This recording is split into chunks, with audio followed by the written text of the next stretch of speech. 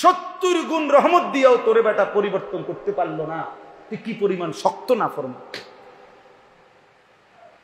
কথা বুঝেন? জাহান্নামের সমস্ত দরজা বন্ধ করে দিয়েও তারে কোন রকম পরিবর্তন করতে পারলো না, এটা কি পরিমাণ জানোয়ার। একটা মাস পূর্ণ ইবলিস বন্ধ রাইখা, শয়তানগুলো সব শেকলে বন্দি রাইখাও তারে একদিনও কদ্দুর সোজা রাখতে পারলো না। এটা কি পরিমাণ আশ্চর্য ভেবে দেখে, ভেবে দেখে। এই জন্য বাবারা যারা আছেন নিজের সন্তানের দিকেও হিসাব মিলাইয়েন। আপনার ছেলে আপনার, আহা ভাত মাছ চাল ডাল তো ভিন্ন বিষয়, কিন্তু সন্তানের দিন কোথায়? চোখের সামনে সন্তানের এই অধপতন, মেয়েটার এই অধপতন, ছেলেটার এই অধপতন, বাবা হয়ে সহ্য হলো কেমনে? মা হয়ে সহ্য হয় কেমনে? অভিভাবক হয়ে মেনে নেয় কিভাবে?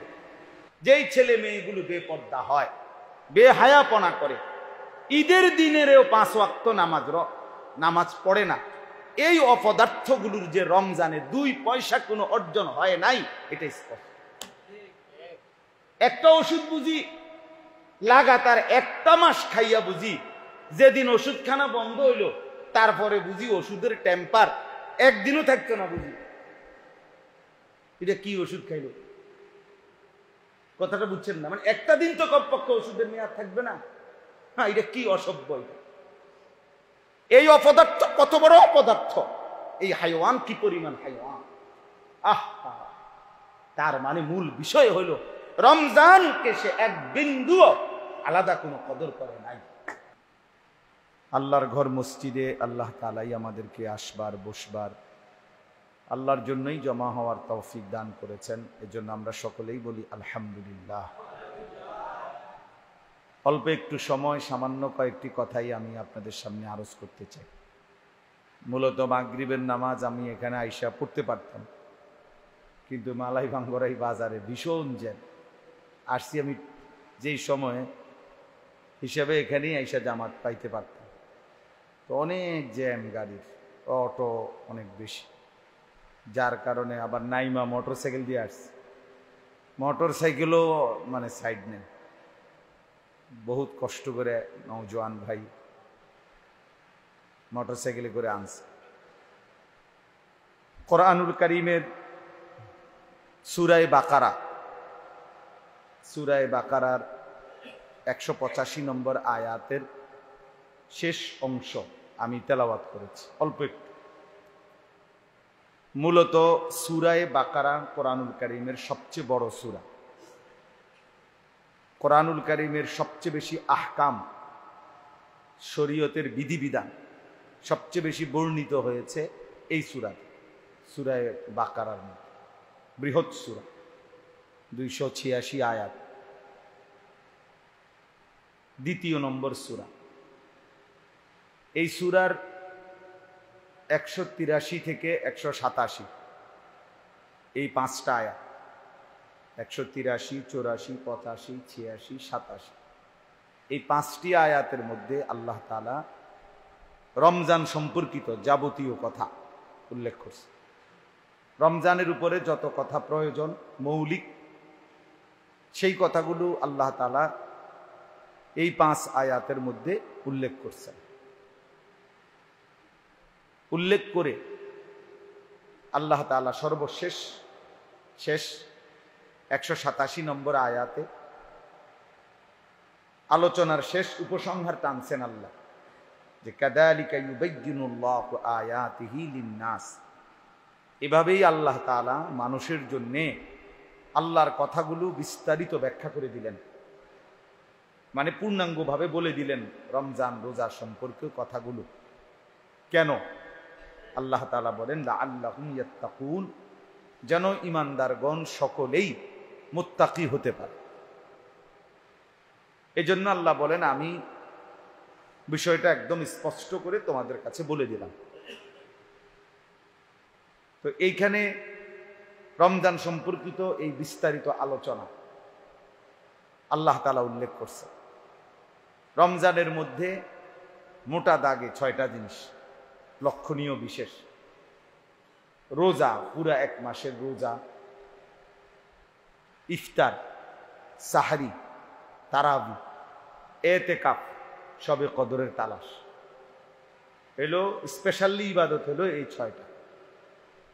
আর স্বাভাবিক যা আমল সারা বছরের চলমান তা আছে, যা যা শরীয়তের হুকুম করণীয় তা আগের মতোই করণীয়, যা বর্জনীয় নিষেধ তো সেগুলো আগের মতোই কি বর্জনীয়। আর স্পেশালি অতিরিক্ত আমল হলো এইগুলো। অন্যান্য আমল বেশি করার প্রতি রাসূলুল্লাহ সাল্লাল্লাহু আলাইহি ওয়াসাল্লাম উৎসাহিত করেছেন, কোরআনেও উৎসাহিত করা হয়েছে। জিকির, তেলাওয়াত, তাসবিহ, দোয়া, তাহাজ্জুদ, কোরআনুল কারীমের বেশি বেশি তেলাওয়াত ইত্যাদি ইত্যাদি। তো এইখানে আল্লাহ পাক রব্বুল আলামিন রমজান শেষে আমাদের জন্য করণীয় কি, রোজার মাসটা মনে করেন শেষ হইল, এখন আমাদের কর্তব্য কি, এইটাও এই 5 আয়াতের মধ্যে একটু কথা এই ব্যাপারেও বলে দিছে। এই শুধু এই কথাটাই আমি আপনাদের কাছে বলতে চাই, এটা বললে আমার কথা শেষ। আল্লাহ তাআলা বলেন 185 নম্বর আয়াতে, মানে এই 5টা আয়াতের মাঝখানে 185 নম্বর আয়াতে আল্লাহ তাআলা বলছেন ওয়ালিতুকমিলুল ইদ্দাহ, তোমরা রমজানের এই পুরা সংখ্যাটা, পুরা মাসটা গুনে আমলটা একদম পূর্ণ করো।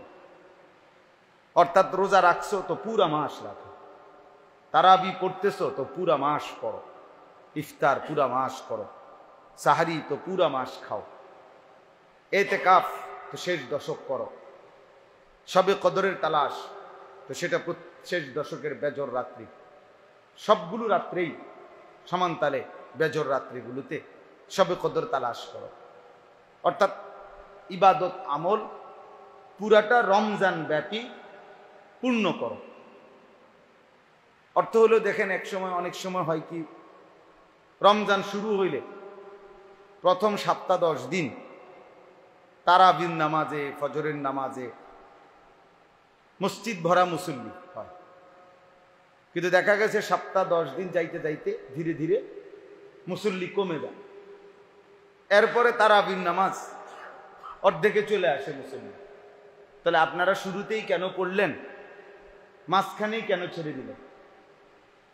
শুরু দিয়ে কেন আসলেন তাইলে, আর 10 দিন পরে 15 দিন পরে ছেড়ে দিলেন কেন? এটা কি যৌক্তিকতা? আসলো কেন কোন বুঝে, ছেড়ে দিল কোন বুঝে? বলেন। শেষ দশকের বেজর রাত্রিগুলোতে নবী সাল্লাল্লাহু আলাইহি ওয়াসাল্লাম শবে কদর তালাশ করতে বলছে, এটা স্পষ্ট হাদিস। কোন একটি হাদিসেও নবীজি সাল্লাল্লাহু আলাইহি ওয়াসাল্লাম একেবারে নির্ধারিত করে একটা রাত বলেন, বলছে বেজর রাত্রিগুলোতে তালাশ করো। 21 রাত, 23তম রাত, 25তম রাত, 27তম রাত, 29তম রাত।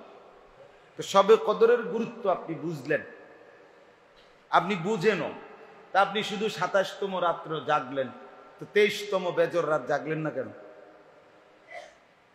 আর 27তম রাত্র জাগলেন যার পরামর্শে, রাসূলুল্লাহ সাল্লাল্লাহু আলাইহি সাল্লামের দিক নির্দেশনার কারণে যদি মেনে থাকেন, পালন করে থাকেন, ইবাদত করে থাকেন, তো 25তম রাত্রের কথা তো তিনিই বলছেন, 29তম রাত্রের কথা তো তিনিই বলছেন, 21তম রাত্রির কথা তো তিনিই বলছেন। আপনি যতটা গুরুত্ব দিলেন 27তম রাত্রিকে, 23তম রাত্রিকে গুরুত্ব দিলেন না কেন? 25তম রাত্রিকে গুরুত্ব দিলেন না কেন? তো আপনি কি বলবেন? বলে যদিও নবীজি সাল্লাল্লাহু আলাইহি সাল্লাম যদিও বলছেন ঠিক আছে, কিন্তু আমরা এলাকাতে এটার চল নাই, আমরা এটার প্রচলন নাই। তো তাহলে আপনি কি রাসূলুল্লাহ সাল্লাল্লাহু আলাইহি সাল্লামের অনুসরণ করলেন না সামাজিক প্রচলনের অনুসরণ করলেন? আমার কথাটা বুঝছেন কিনা? ইনসাফ কথা কি বলে, ইনসাফ কি বলে? তাইলে কেন বেজর রাত্রিগুলো সবগুলো সমান তালে গুরুত্ব দিলাম না কেন আমরা? বলেন। নবী সাল্লাল্লাহু আলাইহি ওয়াসাল্লাম তারাবির নামাজের মধ্যে সাহাবায়ে কেরাম কোরআনুল কারীমের খতমের উপরে সর্বোচ্চ গুরুত্ব দিয়েছেন। হযরত ওমর রাদিয়াল্লাহু তাআলা আনহুর জামানায় তিনি নিজে উপস্থিত থেকে হযরত উবাই ইবনে কাআব রাদিয়াল্লাহু তাআলা আনহু কোরআনুল কারীম খতম করতেন তারাবিতে। তো সাহাবায়ে কেরামের যেটা আমল ছিল যুগ যুগ ধরে, তা আপনি তারাবি তো পড়লেন, কিন্তু কোরআনুল কারীম খতম শুনলেন না কেন? কেন শুনলেন না কোরআনুল কারীমের খতম? তাহলে এই যে বিষয়গুলো চিন্তা করলে অনেকটাই যে শরীয়তের বিধান আছে ঠিক, কিন্তু এবার পালন করব আমি আমার সুবিধা মতো, আমার যেটা যেমনি ভালো লাগে। তাহলে আমি তো পূর্ণ দিন অনুসরণ করলাম না, আমি তো আমার মনের চাহিদা অনুসরণ করি। আপনি তো আবার এটার মধ্যে থেকে আপনি আবার কমাইছেন বাড়াইছেন, এটারে আপনি একটা নিজস্ব লেভেল করছেন যে আমি প্রথম সপ্তাহ তারাবি পড়ব 20 রাকাত পুরাই, আস্তে আস্তে দামুগা। তাহলে এটা তো আপনার নিজস্ব সিদ্ধান্ত। তাহলে এই যে দিনকে তার আল্লাহ নবী সাল্লাল্লাহু আলাইহি ওয়াসাল্লাম তিনি যেভাবে বলছেন, সেখান থেকে আমি কাটছাট করলাম, কম বেশ করলাম, আকপিস করলাম, এর অনুমতি আমাদের জন্য আছে কিনা? কি বলে, আছে কিনা বলে? তাই রে আমরা কমাইলাম কেন? এই জন্য আল্লাহ তাআলা বলছেন ওয়ালি তুকমিলুল ইদ্দা, ঠিক যেটা যেমনে বলছি বান্দা, সংখ্যাটা পূর্ণ করো, মাসটা পূর্ণ করো, রমজানটা পূর্ণ করো। আমি আল্লাহ যেভাবে বলছি, আমি প্রায় বলি ডাক্তার সাহেব মনে করেন প্রেসক্রিপশন দিছে এখানে, এই দিক দিয়ে যে ওষুধ লেখে ডাক্তারে 6টা ওষুধ লেখছে ডাক্তার সাহেব আপনার এই রোগের জন্য, আপনি ফার্মেসিতে নিয়ে 5টা ওষুধ কিনছেন নিয়ম মাফিক 3 মাস, 5টা ওষুধ ঠিক মতো সকাল দুপুর রাতে খাইছেন, কিন্তু একটা ওষুধ টোটালি নিলেন না, ইচ্ছা করে এইটা দিও না, এটা আমি খাইতাম না। কেন খাইতাম না? আমার ভালো লাগে না। 3 মাস পরে ডাক্তারের কাছে গিয়ে যদি আপনি বলেন আমি আপনার প্রেসক্রিপশনের 6টা ওষুধ থেকে 5টা ঠিক মতো খাইছি কিন্তু একটা খাই নাই, মানে এই রুগীকে ডাক্তার সুস্থ বলবে না অসুস্থ বলবে? বলে তাই এটা কোনো যৌক্তিক কথা হলো? বুদ্ধিমানের কথা হলো এটা? আপনি 5টা ওষুধ নিলেন, একটা ওষুধ দিবেন না কেন? তো আল্লাহ পাক রব্বুল আলামিন রাসূলুল্লাহ সাল্লাল্লাহু আলাইহি ওয়াসাল্লাম রমজানটাকে সাজাইলেন, তো রমজানের মধ্যে রোজা দিলেন, তারাবি দিলেন, ইফতারের বিধান দিলেন, সাহারির বিধান দিলেন, শবে কদরের বিধান দিলেন, ইতিকাফের বিধান দিলেন। এখন আপনি রোজাও রাখলেন, তারাবিও পড়লেন, ইফতারও করলেন, সাহারিও খাইলেন, শবে কদরের জন্য তালাশ করলেন, দোয়া করলেন, তো ইতিকাফ করলেন না কেন? বলেন, এই একটা ওষুধ বাদ দিলেন কেন? এটা তো আল্লাহ তাআলা কোরআনে এই রমজানের আলোচনায় স্পষ্ট বলছেন। এই 5টা আয়াতের মধ্যে ইতিকাফের কথাও আছে, ওয়ালা তুবাশিরুহুন্না ওয়া আনতুম আকিফুনা ফিল মাসাজিদ। এই যে ইতিকাফের কথা, হযরত আয়েশা রাদিয়াল্লাহু তাআলা আনহা নবী সাল্লাল্লাহু আলাইহি ওয়াসাল্লামের স্ত্রী আম্মা জান আয়েশা রাদিয়াল্লাহু তাআলা আনহা তিনি বলছেন যে প্রিয় নবী সাল্লাল্লাহু আলাইহি ওয়াসাল্লাম রমজান মাসের শেষ দশক একেবারে মৃত্যু পর্যন্ত, হাত্তা তাওয়াফাহুল্লাহ, একেবারে বুখারীর হাদিস, নবী সাল্লাল্লাহু আলাইহি সাল্লামের মৃত্যু পর্যন্ত তিনি প্রত্যেক বছর রমজানের শেষ দশক ইতিকাফ করেছেন, শেষ 10 দিন। এবার সেটা 9 দিন হোক আর 10 দিন হোক, এটাই দশক। চাঁদ উঠলে আমার তো কোনো সমস্যা নাই, এবার তো আমরা 9 দিন ইতিকাফ করলাম। তাইলে নবীজি সাল্লাল্লাহু আলাইহি ওয়াসাল্লাম মৃত্যু পর্যন্ত ইতিকাফ করলেন, কখনোই ছাড়লেন না। আপনি ছেড়ে দিলেন কেন? আপনি কখনোই করলেন না কেন? আপনার কখনোই সময় হলো না কেন? আমরা কোনো সময় এটা বুঝে ধরলো না কেন আমাদের? বলে? এই জন্য বললাম, আল্লাহ তাআলা বলছেন বলি তুকমিলুল ইদ্দা, সংখ্যাটা পূর্ণ করো, মাসটা পুরা করো সব ইবাদত দিয়ে, আমল দিয়ে। আমি আল্লাহ তাআলাই তোমাদের তাকওয়া মুত্তাকি বানাবার জন্য, তোমাদের কল্যাণের জন্যই আমি আল্লাহ তাআলা এইভাবে রমজানকে সাজিয়েছি। 10 দিন তোমাদের জন্য যদি খুব বেশি কঠিন হতো তাহলে আমি দিতাম না। এখানে স্পষ্ট আছে ইউরিদুল্লাহু বিকুমুল ইউসরা ওয়ালা ইউরিদু বিকুমুল উসরা। এই যে আয়াতটা পড়ছি তার প্রথম আগের অংশ হলো এটা। আল্লাহ বলেন, আল্লাহ তোমাদের ব্যাপারে যা সহজ সেটাই কেবল চান, আল্লাহ তোমাদের ব্যাপারে মোটেই কঠিন চান না। সোজা কোরআনের আয়াত। আল্লাহ তোমাদেরকে কঠিন কোনো কিছুই করতে চান না, দিতে চান না।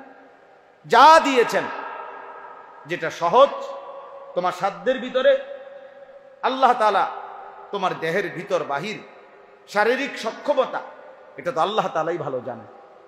তুমি পারবা না এটা তো আল্লাহ তাআলাই জানেন। যিনি সৃষ্টিকর্তা তিনি বুঝবেন না আমার শরীরে সক্ষমতা আছে কিনা? কথা বলেন।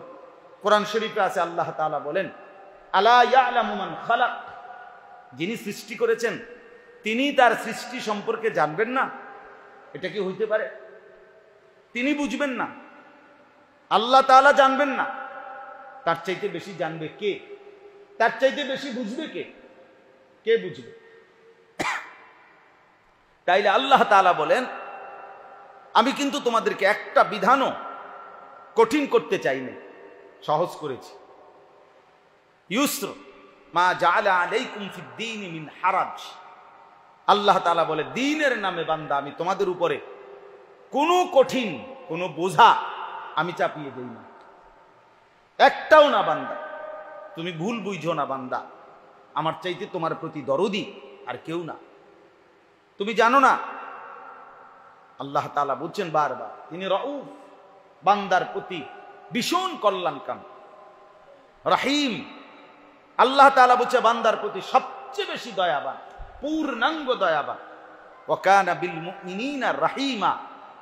আল্লাহ বলেন আমার সমস্ত মুমিন বান্দাদের ব্যাপারে আমি প্রচন্ড দয়াবান, পূর্ণাঙ্গ দয়াবান। তাহলে আমি আল্লাহ তাআলা কোন রকমের ভারী কষ্ট বোঝা চাপাইতে পারি না। কেন করব? আমি আমার বান্দা আমি বানাইছি, আমি ভেতর বাহির জানি। তাহলে এই জন্য আল্লাহ তাআলা বলেন ওয়ালি তুকমিলুল ইদ্দা, তোমরা মাসটা পূর্ণ করো, সংখ্যাটা পূর্ণ করো, আমার হুকুমগুলো পূর্ণ করো। আর যখন পূর্ণ করবা তো এরপরে রমজান শেষ হবে, ঈদের চাঁদ উঠবে, তার মানে এবার তোমার এই 1 মাসের আমি আল্লাহ তাআলার যাবতীয় হুকুম আহকাম রমজানকে কেন্দ্র করে শেষ হইল, আর তুমিও পূর্ণাঙ্গ পালন করলা। এখন তোমার দায়িত্ব কি? 1 নাম্বার দায়িত্ব হলো ওয়ালি তুকাব্বিরুল্লাহ আলা মা হাদাকুম। আল্লাহ তাআলা যে তোমাকে হেদায়েত দিলেন, রমজানের পথ দেখাইলেন, রমজান পর্যন্ত হায়াত দিলেন, রমজান মাসে যে তোমাকে ইবাদত আমল কি কি করতে হবে এই দিক নির্দেশনাগুলো দিলেন, এগুলোর মধ্যে যে জান্নাত আছে এই জান্নাতের রাস্তা যে তোমাকে দেখাইলেন, এই কারণে তুমি আল্লাহর তাকবীর, আল্লাহর বড়ত্ব, আল্লাহর শ্রেষ্ঠত্ব ঘোষণা করো। এই জন্য রমজানের শেষ হলে, ঈদের চাঁদ উঠলে, এরপর থেকে ঈদের নামাজ আদায়ের আগ পর্যন্ত গুরুত্বপূর্ণ একটি আমল হলো বেশি বেশি তাকবীর বলা। তাকবীর বলা, আল্লাহু আকবার, আল্লাহু আকবার, লা ইলাহা ইল্লাল্লাহু আল্লাহু আকবার, আল্লাহু আকবার, ওয়ালিল্লাহিল হামদ। এইটাই যে কোরআনের আয়াত। আল্লাহ বলছেন ওয়ালি তুকাব্বিরুল্লাহ, তুকাব্বির, কাব্বির, তাকবীর বলো। আল্লাহ পাকের তাকবীর, শ্রেষ্ঠত্ব, বড়ত্ব ঘোষণা করো যে আমার আল্লাহই বড়, আমার আল্লাহই বড়, তিনি ছাড়া আর কোনো ইলাহা নাই, তিনিই বড়, তিনিই বড়, তিনিই বড়। সব প্রশংসা তাঁরই জন্য। তিনি আমাকে সক্ষমতা না দিলে, তিনি আমাকে বলে না দিলে, তিনি আমাকে ঈমানের দৌলত না দিলে, তিনি আমাকে মুসলমান পরিচয় না দিলে, তিনি আমাকে কালেমাওয়ালার ঘরে জন্ম না দিলে, আমি যদি আল্লাহ না চিনতাম, আমি যদি ঈমান না পাইতাম, তো আমি নামাজ কই পাইতাম, রোজা কই পাইতাম, আমি রমজান কই পাইতাম, আমি আখিরাতের সন্ধান কোথা থেকে পাইতাম? এই সব কিছু আমার আল্লাহ আমাকে দিয়েছেন, কাজে তিনিই বড়। কে বড়? আর কি? ওয়ালাআল্লাকুম তাশকুরুন, এই কথাটাই বলতেছে। আল্লাহ তাআলা বলেন, আমার দেওয়া এই রমজান মাস যখন তোমরা পূর্ণ করো, তখন তোমাদের ঈদের দিনের প্রথম করণীয় হলো আমার তাকবীর, আমার শ্রেষ্ঠত্ব বড়ত্ব বর্ণনা করবা। আর কি করবা? আর ওয়ালাআল্লাকুম তাশকুরুন, তোমরা সকলেই আমি আল্লাহ তাআলার শুকর যেন আদায় করো, আমি আল্লাহ তাআলার কৃতজ্ঞতা শুকর যেন আদায় করো।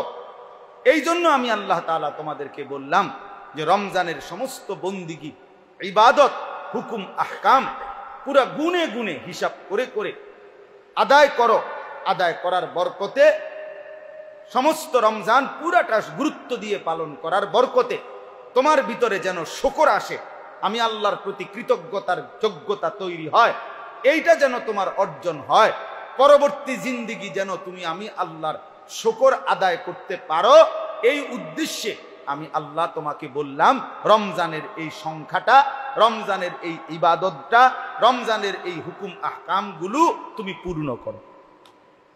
তাহলে এইখানে এই কথাটাই আপনাদের কাছে বলতে চাই যে এক মাস রমজান আমরা যারা পেলাম, আমাদের জন্য আল্লাহ তাআলা বলছেন তোমারে যেহেতু এক মাস হায়াত দিলাম, রমজান পুরাটা তৌফিক দিলাম, অতএব তোমার কাছে আমি চাই তুমি আমার শুকর আদায় করো। কি আদায় করবা বলেন? আচ্ছা, আপনাদেরকে একটা মিনিট বুঝাই। রমজান যে সময় শুরু হয়, যেমন এই বছর, তখন আমি মদিনা শরীফ ছিলাম। রমজানের চাঁদ যেদিন উঠে, তাহলে আগের দিন উঠছে সৌদি আরবে, তো ওই দিন আমরা মদিনা শরীফে ছিলাম। আসরের নামাজ পড়ছি মসজিদে নববীতে, রাসূলুল্লাহ সাল্লাল্লাহু আলাইহি ওয়াসাল্লামের রওজা শরীফ দেখা যায় এরকম বরাবর পিছনে ছাতার নিচে ভিতরে আমরা এনে বসছি, মানে এখান থেকে বসলেই নবী সাল্লাল্লাহু আলাইহি সাল্লামের রওজা মোবারক দেখা যায়। আমার পাশে আমার শায়েখ আল্লামা মুফতি মুশতাকুর নবী সাহেব, আরো উলামায়ে কেরাম, অনেক সাথী আছে আমরা। তো মাগরিবের নামাজের সময় ওইখানে এলান হয় না যে চাঁদ দেখা গেছে, বা এরকম যে ইমাম সাহেব, মুয়াজ্জিন সাহেব এমন কিছু বলে নাই। বাকি ইমাম সাহেব যখন মাগরিবের নামাজ ওই দিন একটু দেরি করে পড়াইছে, বুঝাই গেছে যে একটু সময় অপেক্ষা করছে। পরে এরপরে যখন ইমাম সাহেব মদিনায় নামাজ শুরু করছে, তো প্রথম রাকাতেই সূরা ফাতিহা পড়েই এই রোজার আয়াত শুরু করছে, ইয়া আইয়ুহাল্লাযীনা আমানু কুতিবা আলাইকুমুস সিয়ামু কামা কুতিবা আলাল্লাযীনা মিন ক্বাবলিকুম। আমি সাথে সাথেই বুঝছি যে চাঁদ উঠছে, কারণ এটা তো বুঝাই যায় ইমাম সাহেব এই কারণেই এখন এই আয়াত পড়ল, রমজানের আয়াত। সালাম ফিরাইয়াই বললাম যে সাথে যারা, যে চাঁদ উঠছে। কেমনে বুঝেন? আমি এই তেলাওয়াতেই বুঝছি যে চাঁদ উঠছে।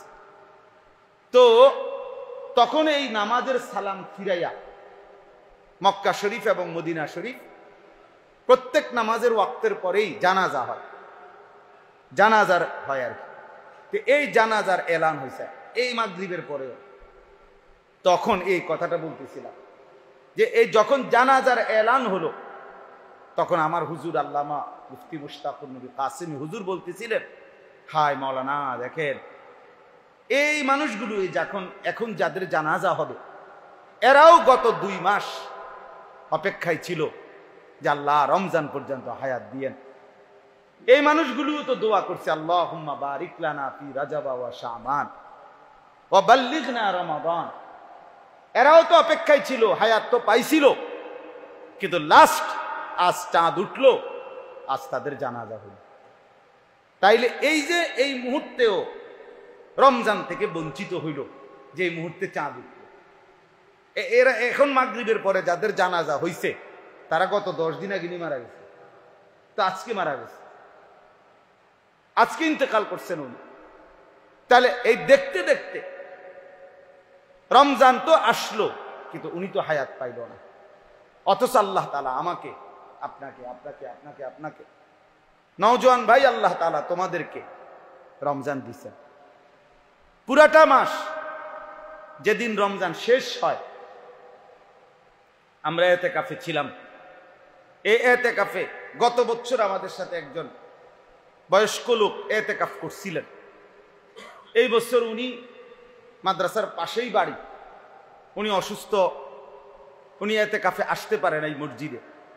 গত বছর আমরা দেখছি উনারে বারবার, উনি পিলারের পাশে চেয়ার দিয়ে বসে থাকতো, এতেকাফ করছে, বয়ান শুনতো।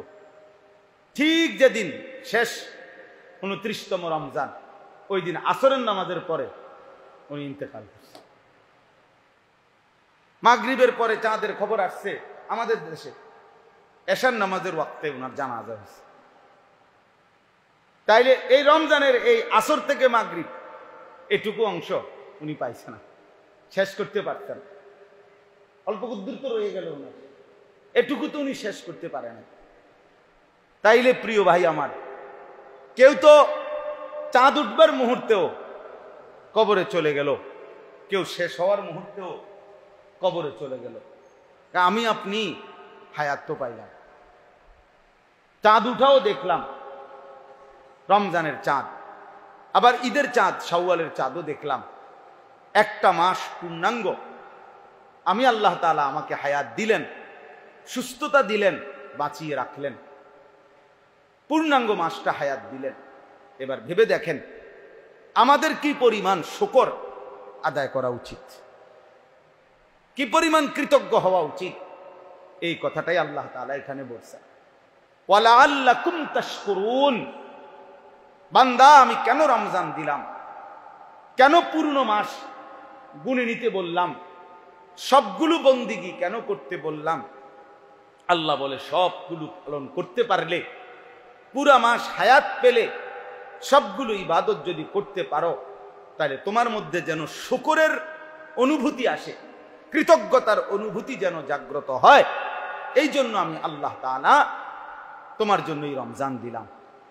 তাহলে আমাদের ভিতরে যদি কৃতজ্ঞতার অনুভূতি আসে, তাইলেই আমাদের রমজান সার্থক, তাইলেই আমাদের রমজান আমার জীবনে কোনো আসর করব, কোনো প্রভাব বিস্তার করব। আর নাই তো, যদি আমি রমজানের আগে যেমন ছিলাম, মাঝখান দিয়া এত বড় শ্রেষ্ঠতম একটি মাস রমজান আমার জীবন থেকে গেল, আমিও হায়াত পাইলাম, আবার রমজান পরবর্তী ঈদের দিন থেকেই আমি আগের মতোই ঠিক যেমন, ন্যূনতম কোনো পরিবর্তন আমার মধ্যে নাই, তাহলে আমার রমজান আইসেই কি হলো, আমার থেকে রমজান বিদায় নিয়েই কি হলো, কি হইল? এই জন্য আফসোসের বিষয় হলো, দুঃখের বিষয় হলো এটা, যে ঈদের দিনে যারা অসভ্যতা করে, ঈদের দিনে যারা অসভ্যতা করে, ঈদের দিনে যেই ছেলেগুলো যেই মেয়েগুলো অসভ্যতা করে, যেই ছেলে মেয়েগুলো বেপর্দা হয়, বেহায়াপনা করে, ঈদের দিনেরও 5 ওয়াক্ত নামাজ পড়ে না, এই অপদার্থগুলোর যে রমজানে 2 পয়সা কোনো অর্জন হয় নাই, এটা স্পষ্ট। একটা ওষুধ বুঝি লাগাতার একটা মাস খাইয়া বুঝি, যেদিন ওষুধখানা বন্ধ হইল তারপরে বুঝি ওষুধের টেম্পার একদিনও থাকতো না বুঝি। এটা কি ওষুধ খাইল? কথাটা বুঝছেন না? মানে একটা দিন তো কমপক্ষে ওষুধের মেয়াদ থাকবে না। হ্যাঁ, এটা কি অসভ্য! এই অপদার্থ কত বড় অপদার্থ! এই হাইওয়ান কি পরিমাণ হাইওয়ান! তার মানে মূল বিষয় হইল রমজানকে সে এক বিন্দুও আলাদা কোনো কদর করে নাই। তার অপেক্ষা ছিল চাঁদ উঠবে কোন দিন, তার অপেক্ষাই ছিল তার নতুন জামা পড়বে কোন দিন, নতুন জুতা পড়বে কোন দিন, নতুন প্যান্ট পরবে কোন দিন, আর কয়েক হাজার মোবাইলে ছবি উঠাবে কোন দিন, আর ওই যেই মেয়ের সাথে তার অসভ্যতা, ওই নাফরমান অসভ্য বেহায়া নারীর সাথে দেখা হবে কোন দিন, অথবা রাস্তার যেই কোনো মেয়ে পিছনে ঘুরবে কখন। এই জানোয়ার আগের মতো জানোয়ারই রয়ে গেল, হাইওয়ান আগের মতো হাইওয়ানই রয়ে গেল। রমজান তার জিন্দিগির মধ্যে কোনো আসর করল। তার ইমানের কোনো পরিবর্তনই হলো না, তার আখলাকের কোনো পরিবর্তনই হলো না, তার বন্দেগীর কোনো পরিবর্তনই হলো না, স্বভাবের কোনো পরিবর্তনই হলো না। আফসোসের বিষয়। ঈদের দিনে এই জন্য আমার এটা খুব মনে হয়, ঈদের দিনে ছেলেদের দিকে যখন দেখি এই অসভ্য ছেলেরা, ছেলে মেয়ে যেগুলো অসভ্যতা করে, ব্যাকসেট বাজায়, গান বাজায়, ছেলে মেয়ে একসাথে হাঁটতেছে, আমার বুঝাই যায় যে এই হাইওয়ানগুলোর রমজান কোনো আসর করে, কোনো ফায়দা।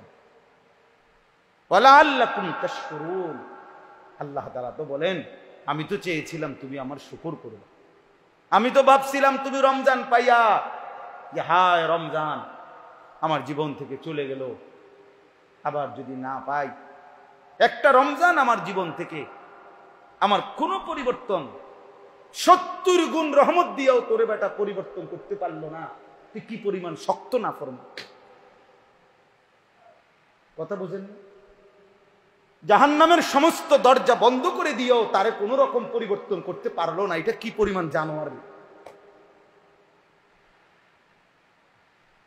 একটা মাস পূর্ণ ইবলিস বন্ধ রাইখা, শয়তানগুলো সব শেকলে বন্দি রাইখাও তারে একদিনও কদ্দুর সোজা রাখতে পারলো না। এটা কি পরিমাণ আশ্চর্য, ভেবে দেখে, ভেবে দেখে। এই জন্য বাবারা যারা আছেন নিজের সন্তানের দিকেও হিসাব মিলাইয়েন। আপনার ছেলে আপনার, আহা ভাত মাছ চাল ডাল তো ভিন্ন বিষয়, কিন্তু সন্তানের দিন কোথায়? চোখের সামনে সন্তানের এই অধপতন, মেয়েটার এই অধপতন, ছেলেটার এই অধপতন, বাবা হয়ে সহ্য হলো কেমনে? মা হয়ে সহ্য হয় কেমনে? অভিভাবক হয়ে মেনে নেয় কিভাবে? এই জন্য বললাম, আল্লাহ তাআলা বলেন ওয়ালাআল্লাকুম তাশকুরুন, আমি চেয়েছিলাম বান্দা তোমার কাছ থেকে কৃতজ্ঞতা। আমি ভাবছিলাম এত বড় রমজান দিয়েছি, 70 গুণ নেকি বাড়ায় দিছি, জাহান্নামের দরজা বন্ধ করে দিছি, ইবলিস সহ সব শয়তানকে শিকলে বন্দি করে রাখছি। ভাবছিলাম তোমার জীবনে একটা পরিবর্তন আসবে, ভাবছিলাম তোমার মধ্যে একটা অনুভূতি আসবে, ভাবছিলাম তোমার মধ্যে একটা পরিবর্তন আসবে, ভাবছিলাম তুমি একটু হলো নিজের জীবনের উপরে ভাবনা চিন্তা করবা। কিছুই করলাম, কিছুই করলাম। যে যেমন আছেন এমনই রইলেন। যাদের জীবনে এমন, তাইলে আর কি হইল ভাই? এই জন্য আমার এটাই কথা, এই কথা আমার শেষ। আমার মূল বক্তব্য এই কথা বুঝানো, শুকরের অনুভূতি আসা, নিজের ভিতরে কৃতজ্ঞতা যে আল্লাহ দয়া করে আমারে হায়াত দিছেন, আল্লাহ দয়া করে আমারে পূর্ণ রমজান বাঁচায় রাখছেন, সুস্থ রাখছেন, সবগুলো রোজা আমি পালন করতে পারছি, সবগুলো তারাবি আমি পড়তে পারছি, আমি ইফতার করতে পারলাম, সাহারি খাইতে পারলাম, আল্লাহ আমারে দয়া করে তৌফিক দিলেন। অতএব আমার উচিত আল্লাহর শুকর আদায় করা, আমাদের ভিতরে উচিত আল্লাহ পাকের শুকর আদায় করা।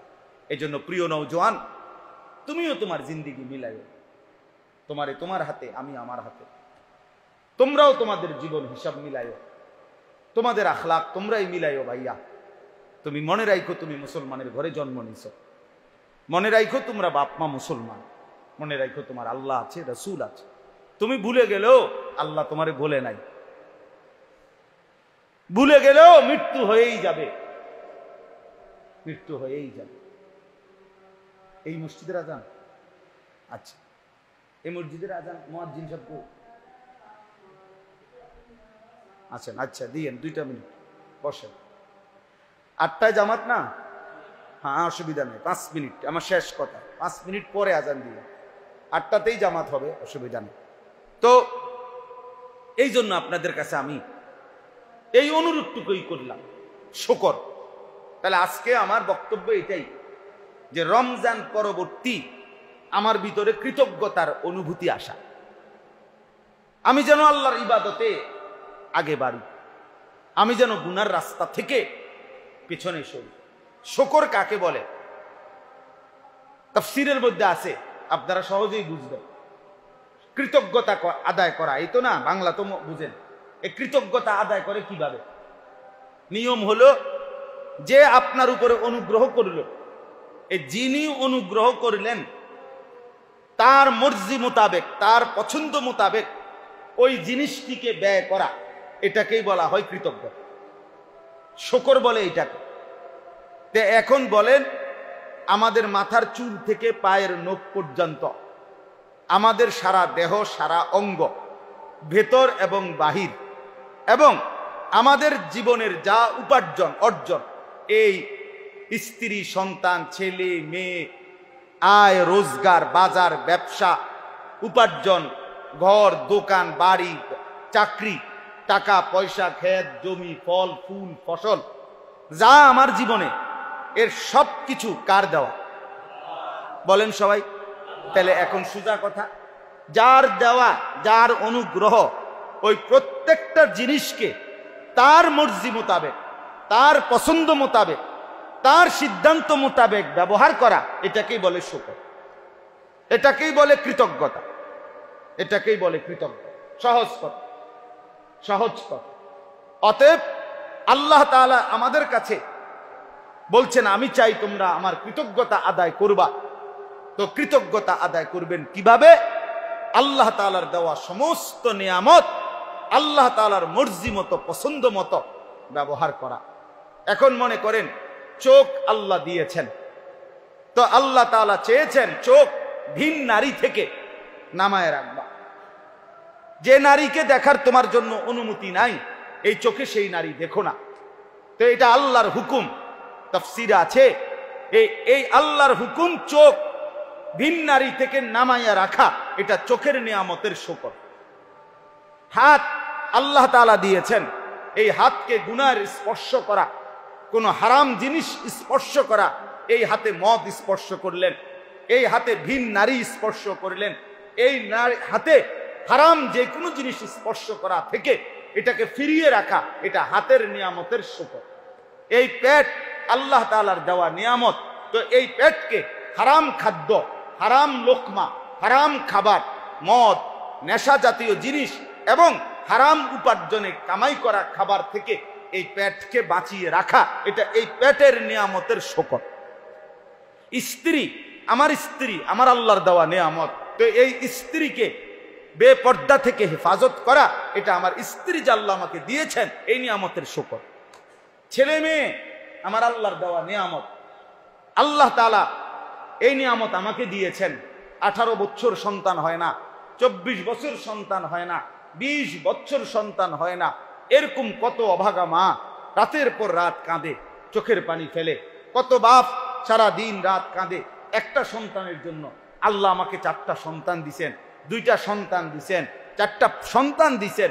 তো এই সন্তানের নিয়ামত আল্লাহ দিলেন, এদেরকে দিন শিখানো, এদের আখলাক সুন্দর করা, এদেরকে নামাজে অভ্যস্ত করা, এদেরকে ঈমান ইসলামের কাজের জন্য চেষ্টা করা। আল্লাহ কসম, এটা এই নিয়ামতের শুকর। তাহলে আমি আপনাদের কাছে অনুরোধ করলাম, আপনারা প্রত্যেকেই ফিকির করবেন, প্রত্যেকেই চেষ্টা করবেন, রমজান পরবর্তী আল্লাহ তাআলা আমাদের কাছে চেয়েছেন আমরা যেন শুকর করি। বলেন তো কি করি? মানে কি? বাংলায় বলেন কৃতজ্ঞতা আদায় করি। আর আল্লাহ তাআলার কৃতজ্ঞতা আদায় করবেন কিভাবে? আল্লাহর দেওয়া প্রতিটি নিয়ামতকে আল্লাহর হুকুম, আল্লাহর রাসূল সাল্লাল্লাহু আলাইহি ওয়াসাল্লামের পছন্দ মোতাবেক ব্যবহার করা, ব্যয় করা, এটাই নিয়ামতের কি? শুকর, এটাই শুকর। অতএব গুনাহ ছাড়তেই হবে বন্ধু, রমজানও ছাড়তে হবে, রমজান পরবর্তী জিন্দেগিতেও ছাড়তে হবে।